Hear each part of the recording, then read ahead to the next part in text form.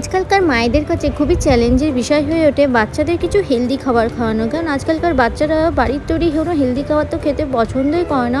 উপরন্তু তারা কিন্তু বাইরের সমস্ত ফাস্টফুড বলো, পিৎজা, বার্গার ওরা কিন্তু খেতে খুবই ভালোবাসে। বাড়িতে যতই ভালো করে ডাল ভাত সবজি বানিয়ে দাও না কেন, তাদের কিন্তু সেটা খুব একটা পছন্দ হয় না। এই জন্য আজকে আমি তোমাদের সাথে একটা হেলদি ড্রিঙ্কসের রেসিপি তোমাদের সাথে শেয়ার করব, যেটা প্রতিটা বাচ্চা খেলে তাদের ব্রেন এবং হেলথ দুটোই ডেভেলপমেন্টে খুবই সাহায্য করবে। নমস্কার বন্ধুরা, 16 আনা বাঙালিয়ানার রান্নাঘরে তোমাদের সবাইকে স্বাগত জানাই।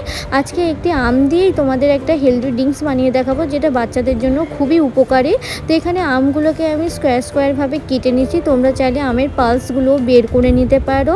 এরপর আমি কিছু ড্রাই ফ্রুটস এখানে কেটে নেব, যার মধ্যে আছে কাজু বাদাম, কিশমিশ এবং আমন্ড। তোমরা চাইলে কিন্তু এখানে খেজুর, চেরি, টুটি ফুটি এইসব ড্রাই ফ্রুটসও ব্যবহার করতে পারো।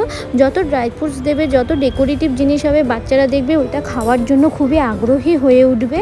তবে অবশ্যই একটা করে আমন্ড কিন্তু প্রতিদিন বাচ্চাদের খাওয়ানো উচিত, যেটা বাচ্চাদের ডেভেলপমেন্টে কিন্তু খুবই সাহায্য করে। এরপর আমি ড্রাই ফ্রুটসগুলো কেটে নিচ্ছি। এরকম ভাবে ড্রাই ফ্রুটসগুলো কাটা হয়ে গেলে ব্যাস, এখানে কিন্তু আর কোনো বেশি কাজ নেই। এরপর আমের পালসগুলো একটি মিক্সিং বোলের মধ্যে আমি দিয়ে নেব। এবার এর মধ্যে আমি ওই কেটে রাখা কিছু ড্রাই ফ্রুটস অ্যাড করব, যাতে স্বাদটা আরও বেশি ভালো হয়। এবার এখানে আমি দই ব্যবহার করছি। তোমরা চাইলে এখানে দুধ ব্যবহারও করতে পারো, দুধ দিলেও কিন্তু খুবই ভালো হবে স্মুদিটা খেতে।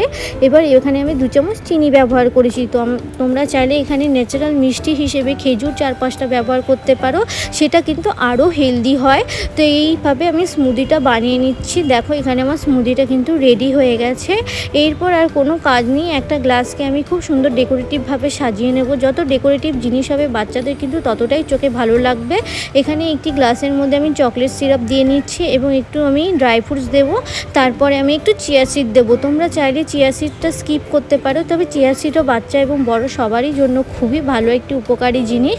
এবার আমি এর মধ্যে স্মুদিটা ঢেলে দেব, দিয়ে তার উপর আবার একটু ড্রাই ফ্রুটস দিয়ে একটু চকলেট সিরাপ দিয়ে ডেকোরেটিভ করে দেব। এইভাবে স্মুদি বানিয়ে বাচ্চাদের একবার দাও, এটা কিন্তু বাচ্চারা খেতে খুব ভালোবাসবে আর তাদের খুব ভালো লাগবে।